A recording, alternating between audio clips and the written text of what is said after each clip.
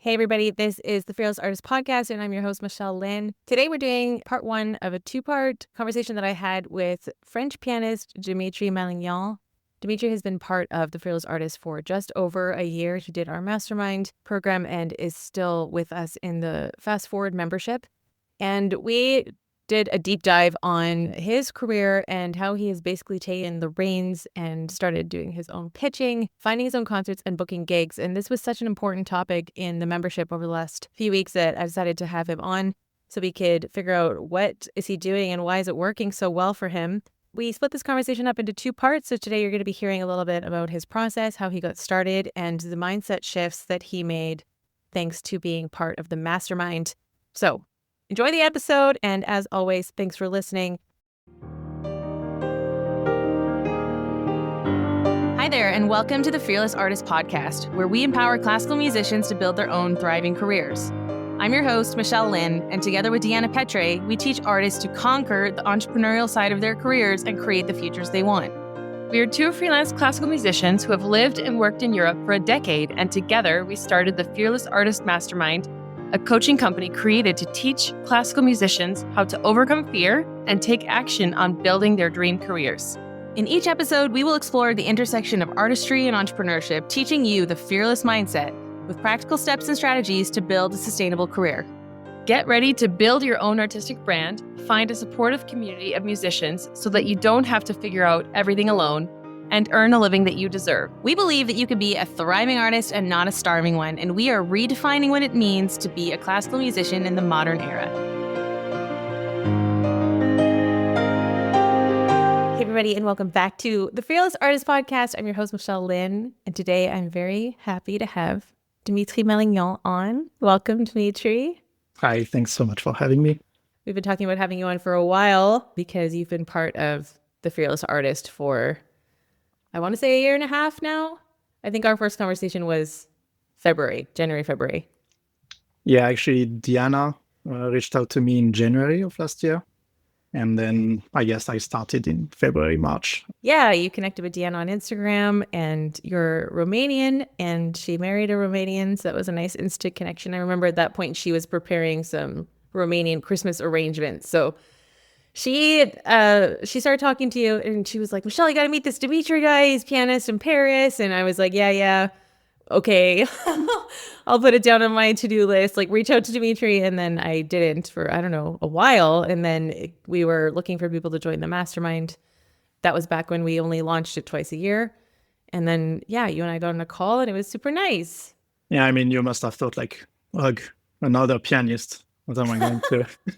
No, every time we get another pianist in the Fearless Artist, I'm happy. I love pianists. I mean, for me, community has always been so crucial. And I studied at the University of Montreal, and on the music building is divided by instruments. So all the pianists practice on the 5th floor. And if anyone from UDM is listening to this, then you know exactly what I'm talking about. And so all the pianists hung out all the time. And so I think I'm just so comfortable because it's just that sense of connection and understanding and this like kind of maybe shared suffering of like. I mean, that's kind of a different experience from what I had because, as you know, pianists are sort of lonely most of the time. You know, you practice alone in your practice room or at home, whereas the other instrument is, they hang out in orchestra gigs and chamber music and stuff. So the pianists are a bit more solitary. It was nice to be part of this community of TFA where I could get to connect with other musicians and other pianists too. Actually, that's good that you're bringing that up because, I mean, I know my personality type is always to kind of find a group of friends and then harass them daily. And I think the University of Montreal is a very open, friendly, welcoming atmosphere. And I know not a lot of other institutions are necessarily the same way. I don't think there was actually razor blades between the keys at Juilliard, but you hear all the stories of the competition and yeah. Yeah, lots of schools are indeed very competitive. I was lucky enough to not be in a very stressful environment in my education, but still, of course, compared to other instruments, it's another kind of life. Yeah, well, actually, that's not 100% true. Yours was very stressful because you were going to do a master's during COVID. But first of all, before we jump into a million things, why don't you introduce yourself for our audience, people who don't know you? Give us a little background. Yes, so I'm 27. I was born in Paris. My parents are from Romania originally, so I have this double heritage, both Romanian and French. And I know that's the question most people like to ask after concerts, but I started playing the piano at the age of 5. No, you took my question. Why are you doing this? You stole my best question for this episode. How old were you when you started playing? Also, you didn't say your name. Can you say your name for us, please? My name is Dimitri MALIGNAN, in case you want to pronounce it. Okay. I know it's a tough one sometimes, but no, we have to say it like how that guy did on your Bach podcast, Dimitri MALIGNAN. Yeah, the most New York accent ever. You were reviewed. You have a Bach CD, and somebody reviewed you, and you had sent me the podcast, and he said your name about 15 times, and it was hysterical. Sorry, that was an aside. Continue. Yes. So then I studied in Paris at the École Normale de Musique Alfred Cortot, which is a very famous private school in Paris. I did most of my education there until the last year of what the school offers. So the what they call the diplôme de concertiste back then. So the concertist diploma, now it's called an artist diploma actually. And I was given the first prize that year, so the Prix Cortot, the Alfred Cortot prize. The youngest person to ever win that. Yeah, so I was 19 then, and it gave me a bunch of concerts and a recording of my first CD. So which was Schumann? Schumann and Prokofiev, yes. Which was the program I played for the exam as well. It's an amazing prize that the school has. And also to help you get your first disc out is crazy. It's very special, and they don't give it actually every year. So some years they wouldn't actually give that prize. And then I pursued my studies in Amsterdam at the conservatory. I was 19, so I still, of course, needed some proper education. So I studied at the conservatory in Amsterdam till my master's, which I got in 2020, right indeed when COVID started. So your thesis, your master's thesis was the day before lockdown started, right? Yeah, precisely. Yeah. So I presented the oral presentation the day before the school closed, and I packed my things and I came back to Paris. And did you think that you were going home for 14 days like the whole world thought we were going home for 14 days? Yeah, I told my landlady, don't worry, I'll be back in 2 weeks. Yeah. And I was just permanently back. Yeah. Okay, awesome. So that was a brief whirlwind history. So you finished your master's at the Conservatory of Amsterdam, and then since then you've been studying in Rome? Yeah, so of course, when I finished my master's, I was still quite young. I was 22, but because of COVID, no concerts, no opportunities whatsoever.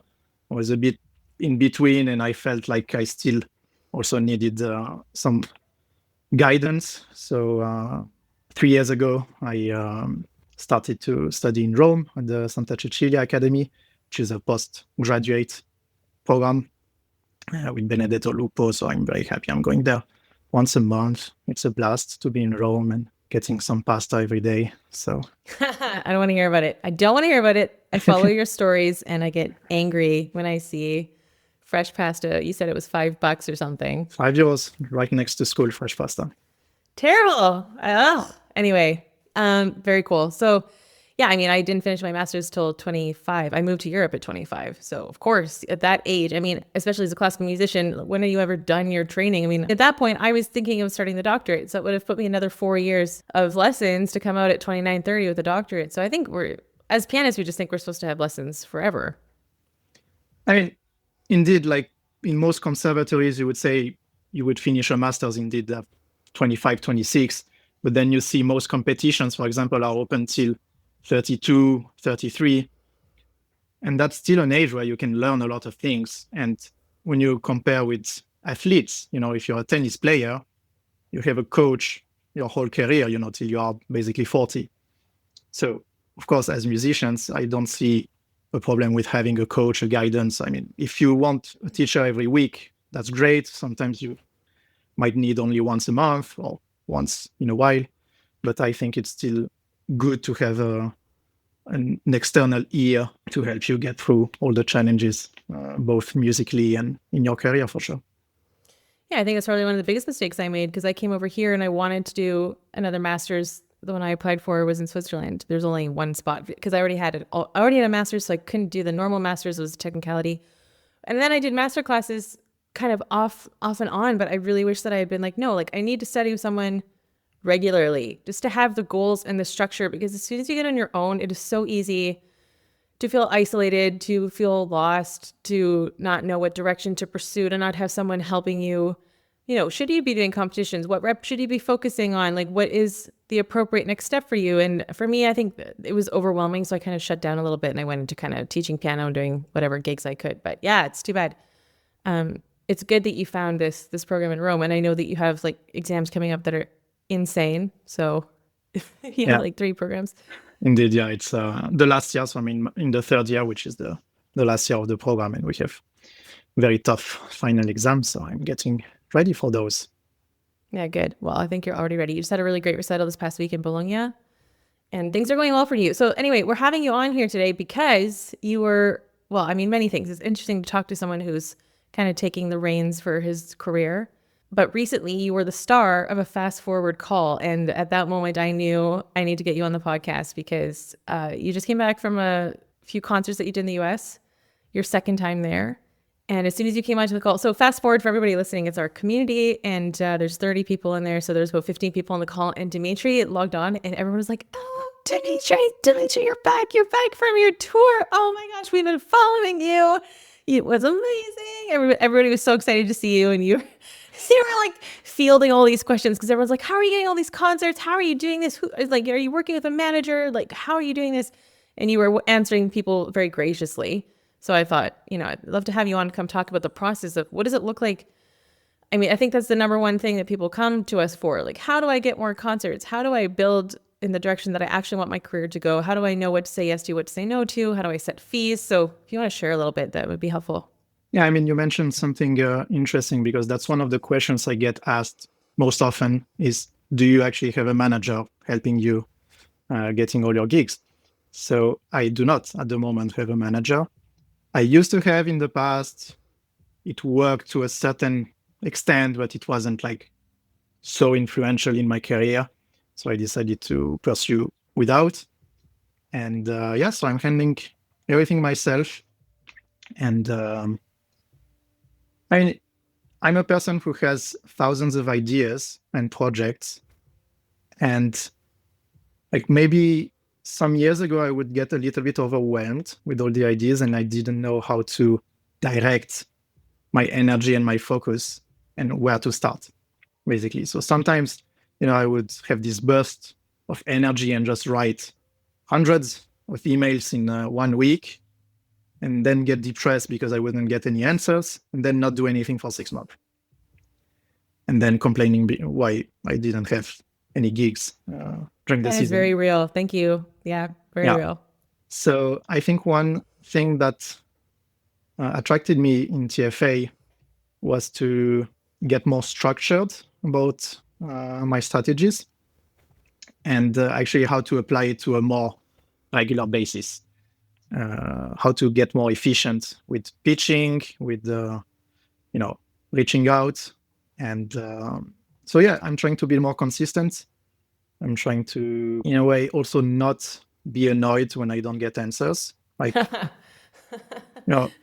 it is what it is. People are busy or people have other priorities. But I think someone very influential in the Fearless Artist Mastermind recently said that you need to get 10 rejections per week. Did I say that? Maybe. I mean, I took it from this YouTube video where this guy, he left the corporate world and gave himself 6 months to kind of make it as an entrepreneur. So he came up with this thing called the rejection game. And so he's like, his goal was to get 100 rejections a month or something. Yeah. So I think with the mastermind, it's like, all right, let's aim for 10. Like, who can get 10 no's? Because the idea is that means that you're putting yourself out there over and over. You're getting used to the feeling of being rejected to the point where it doesn't affect you or stop you. Because as you're saying, like getting frustrated or pissed off if people don't answer, or if they do say no, like that's very disappointing. That's very discouraging. And I think a lot of musicians are coming up against that. Yeah. And another aspect was, as I said, I got my degrees quite young. Then I did, all the classical path of successful, in quotes, artist, doing all the competitions, checking all the big things I needed to check. I won competitions, I got prizes and everything. So then I was sort of expecting things to just happen by themselves, Of course, after I won the competition or after I got the pre-corto, I got some gigs. It was very nice, I would receive some emails or some phone calls where people wanted to have me in their venues or in their festivals. But then slowly, of course, it disappears, and COVID didn't help at all, of course, because then when we started again, in 2022, 2023, other generations of musicians came and people already forgot a little bit about you. So I was kind of depressed. I remember last year, in the beginning of the year, like, why is my season empty? Why is no one calling me?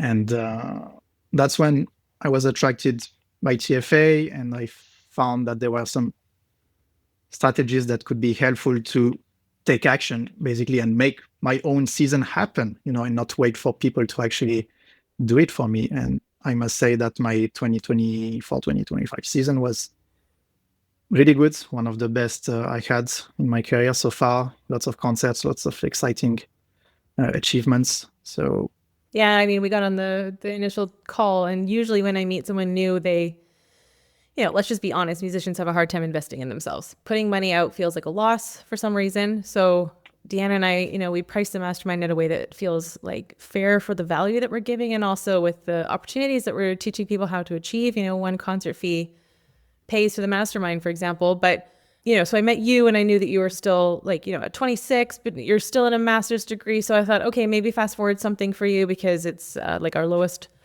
it's $57 a month. So that could be a great way to get you involved. And you were like, no, mastermind sounds great. And I was surprised. I was happy, but I was also surprised. And I didn't really expect you to jump in, but you did. And also because you didn't already know us, a lot of times people will come into Fast Forward first, and then they'll see how we coach, and they'll see how the community functions, and then they'll be like, okay, yeah, I'm ready to take a step up. But you were like top down right away. Do you want to talk about that?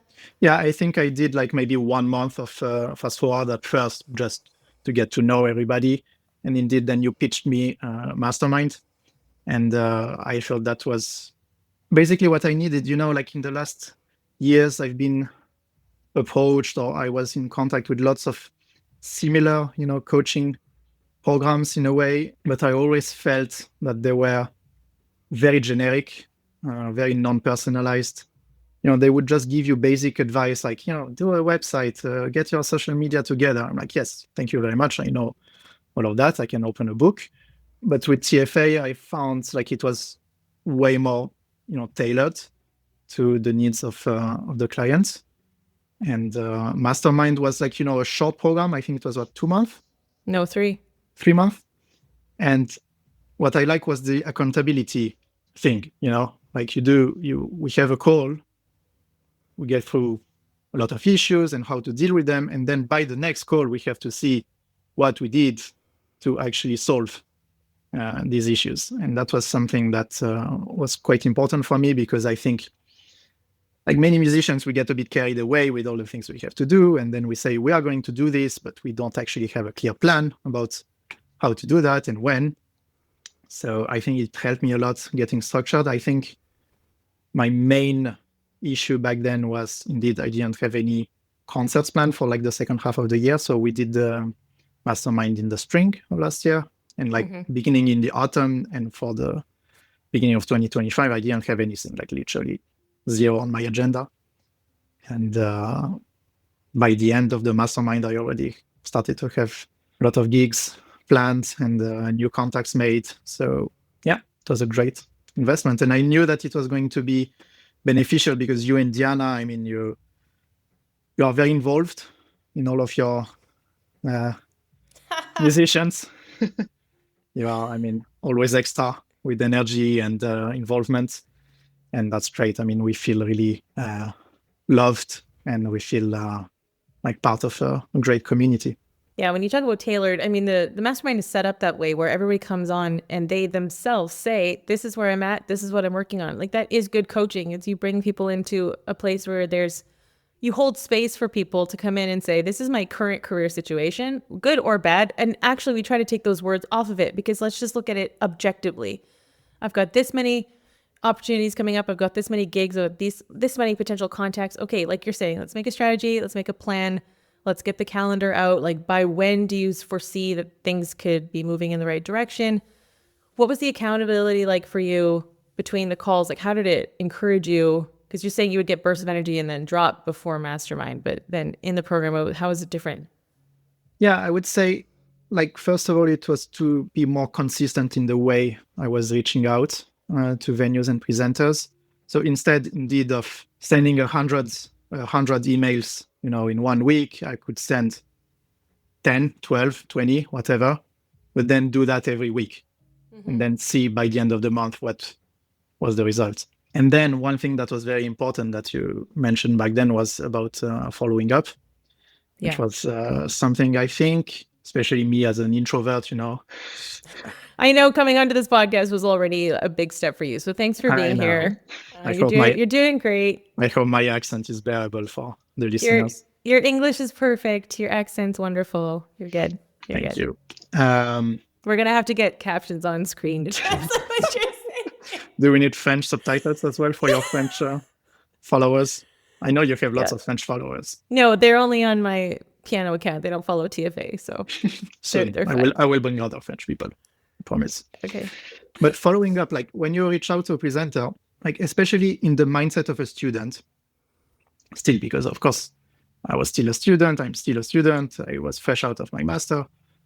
Like when you reach out to a venue, it's like you have to ask permission for them to let you play.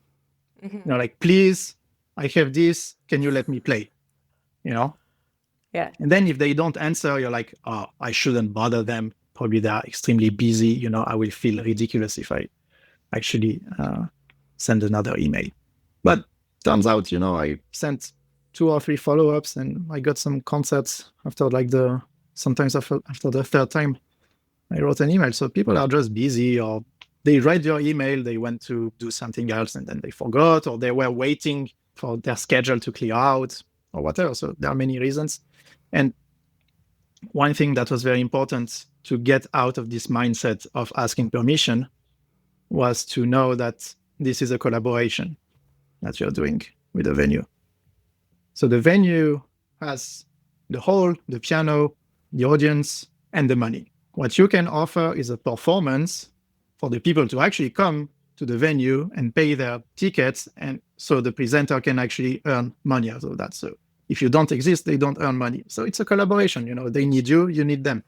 So the greatest mindset change for me doing the mastermind was to say, hi, this is what I can offer. How can we collaborate? If you want to collaborate, great. If you don't want, okay, move on to the next one. But I think that was quite important for me. And the accountability of the mastermind was that, I would come up with an issue, with a problem, and you or Diana would be immediately like, okay, so how do you solve this? So you don't yourself give the answer. You try to implement in our minds how we can take action to solve the problem. What's the most logical solution for that? And of course, then you give advice and guidance, but it's not like you would say, you should do this and that and that and that. And then we take notes and we come home and we do our homework, and it works. It's about how we change our mindsets. And I think I quite changed my mindset in the way I would. Yeah. I mean, I've learned that's what good coaching is empowering. First of all, coaching is a collaboration. Coaching is a equal relationship between coach and coachee. So, I mean, of course I have thoughts and I've seen what other people do to get gigs, and I've worked with hundreds of musicians at this point. So I have lots of ideas to offer, but I can't just start, shoving all of that at someone who's coming into a call, because then first of all, they have reasons that they haven't done those things already. And it's usually related to mindset, like you're saying, or fear, or asking permission to play is a huge thing. I mean, you kind of glossed over that, but that's like a massive mindset shift from going to asking permission, please let me play a concert. I've got this program. Am I good enough for you? To saying, hey, I've got an interesting idea. I think it can fit your series or your venue or your programming because of blank, blank, blank. And now you're going to tailor your pitch. And I mean, I'd love for you to talk, first of all, where are you finding these venues? Who are you writing? And share as much as you want to, because I mean, that's what people, in the fast forward, they're called, like, how do you know who to write? Okay, yeah, Google's your friend. This is what I also do in my entrepreneurship class in Rotterdam, by the way. Like, we spend a whole class, like, looking up venues, looking at where your friends play, looking at where other people that you follow on Instagram have played, and making a Excel sheet, working your way through the list. But yeah, please share about that. And then also with the pitch, like, are you tailoring it? What's your strategy? And then the third question is, with the follow-ups, are you just saying like, hi, did you get my email? Or do you like try to be interesting about it? Or what's your strategy? And then I'll share it, because I got an interesting follow-up this week that kind of annoyed me, but I was like, well, good for you for following up. Just being honest. We're being very honest here. We're recording this episode late, and I just came back from France today, and we're just being real. Yes, we are. It's a tough job. I would say I'm the least organized person. So I know you are way more organized. I mean, if we would compare our laptops or our phones, I know you have files and everything is. Do you think that's organized, true? I think. Okay. Because I'm glad. You're doing billions of things, and yeah, I'm only that doing my actually, piano. to be fair, I had to learn that when I was in charge of 2 conservatory jobs and TFA, like Excel sheets. Yeah. Whenever I look at your agenda, it's like so clear, and my agenda is always a mess. But the thing is, I know so many people, when they reach out to venues, they have indeed like these Excel sheets, like they scout a little bit what are the interesting venues, and they write all the email addresses, and that's great. I mean, of course, I encourage people to do that, but I'm not that dedicated to planning. So I'm mostly based on intuition. And so I have, as I said, thousands of ideas and projects, and I just think, okay, who could be interested in that specific thing? And then I reach out to venues which either I know, like, more or less, either I was in contact with the person at some point, venues I've played at, or I know someone who was there and I just came to the concert and I shook hands with the presenter. Right. Or Which is the strategy, by the way, for everybody listening. Go to concerts and meet people. Absolutely. Going out is very important to concerts. That's where you make most of the connections. But then one limitation I found, especially I'm from France and from Paris, it's an extremely competitive market. Like, we are hundreds of pianists. Everybody is super good. And there are lots of festivals and venues, and they have their people, like, it's normal when you have a festival. I mean, you have a festival, Michelle, you like to invite the people you like. That's normal. The people you know. The people I want to work with specifically. Exactly. Yeah. So I don't know to which extent you actually program people that just coldly pitch to you a program. That's probably a very small percentage of actually the people you program. So if I would coldly pitch a presenter in France, my chances to get programmed are near zero. And that's also because, as I said, I won prizes, I have a good resume and everything. So people know who I am already in France. I've played concerts, I have CDs, blah, blah. They heard the name. So if they wanted to get me on their festivals, they would just call me, and that happens. I still get some phone calls from time to time, of course, of people who just know about me, or they looked at my website or whatever, and they want to invite me.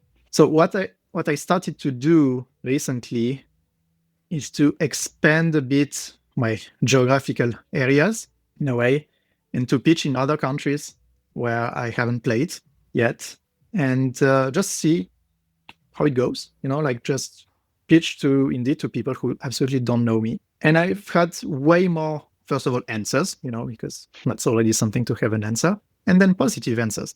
Because in these countries, so I'm talking, for example, about Asia, I've started to reach out a bit in some Asian countries where, of course, big markets, there are lots of musicians, but maybe it's less competitive than Europe or the US. And, they just see your resume, they see your proposal, and they're interested because they say, yeah, it's good quality, we want to have you. So I had way more chances to actually have gigs outside of my country than in my country, which is a little bit annoying, of course, because I would like to perform more in France. But that's a project for later. But so, yeah. I mean, I want to push back on you because I know a little bit about the details. I mean, in Asia, you're booking like 3 or 4 or 5 for November, right? And you've played dozens of times in France. So, I mean, I understand maybe the feeling of rejection has been higher in France than these cold pitches that you're setting that are surprisingly working for you. I mean, most of my concerts are still outside of France. Like I would say more than 50% in any case, which I'm glad to play abroad. That's not an issue, but I would like to perform for sure more in France, but it's a tough market. And that's a topic for another podcast. But no, I was saying even in the Netherlands where I studied, it's also, a country where there are lots of musicians, and I try to perform there, and I perform from time to time, but I would like to perform more. But yeah, people have their own circle of musicians they want to promote. That's important. So. All right, we're going to take a pause here and come back next week for part 2 of this great conversation with Dimitri. So thanks everybody for listening. And once again, please leave us a review, share this to your story, send it to a friend. It really, really helps us to get the word out about these great conversations.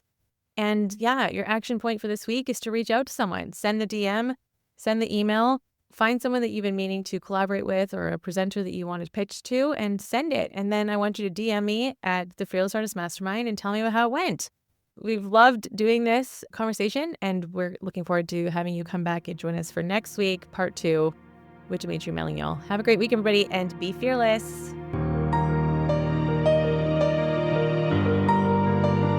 Thank you for listening to the Fearless Artist Podcast. If you found today's episode inspiring, hit that subscribe button and don't forget to share this podcast with a friend.